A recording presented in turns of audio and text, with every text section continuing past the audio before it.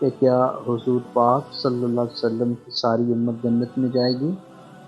تو عدیل بھائی ایسا ہے، اللہ تعالیٰ نے قرآن پاک میں 5ویں سپارے میں ارشاد فرمایا کہ ان اللہ لا یغفر ان یشرک بہ، کہ اللہ شرک کا گناہ معاف نہیں کرے گا، وَيَغْفِرُ مَا دُونَ ذَلِكَ لِمَن یشاء، اور شرک کے علاوہ جو گناہ ہوں گے اللہ چاہے گا تو ان کو معاف کرے گا۔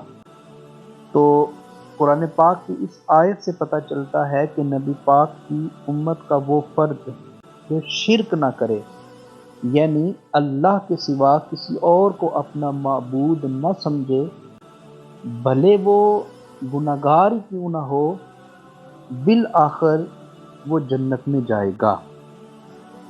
اب سوال پیدا ہوا کہ بہت سارے مسلمان گناہگار ہیں، کوئی سود کھاتے ہیں، کچھ بدکاریاں کرتے ہیں، کچھ شراب پیتے ہیں، کچھ قتل کرتے ہیں، تو آیا یہ بلا حساب جنت میں چلے جائیں گے؟ تو ایسا نہیں ہے۔ قرآن و سنت کا نچوڑ ہمیں یہ بتاتا ہے کہ گناہگار جنت میں تو جائیں گے، مگر ان کے ساتھ 3 قسم کا سلوک ہوگا، یا ان 3 میں سے کسی ایک سلوک کے وہ مستحق قرار پائیں گے۔ پہلا یہ کہ وہ اپنے گناہوں کی سزا بھگت کر جنت میں جائیں گے، یعنی جتنے گناہ انہوں نے کیے ہوں گے جہنم میں وہ اس کی سزا بھگتیں گے، سزا کاٹیں گے، آگ برداشت کریں گے، اور اس کے بعد وہ جنت میں داخل کیے جائیں گے۔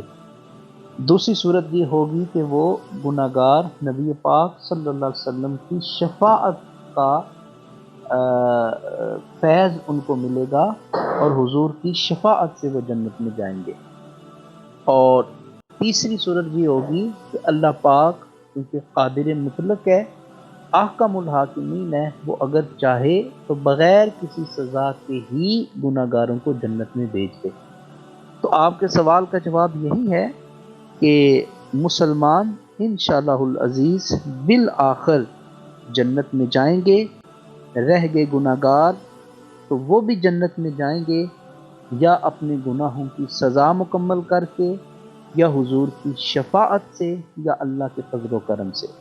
واللہ عالم بالصواب۔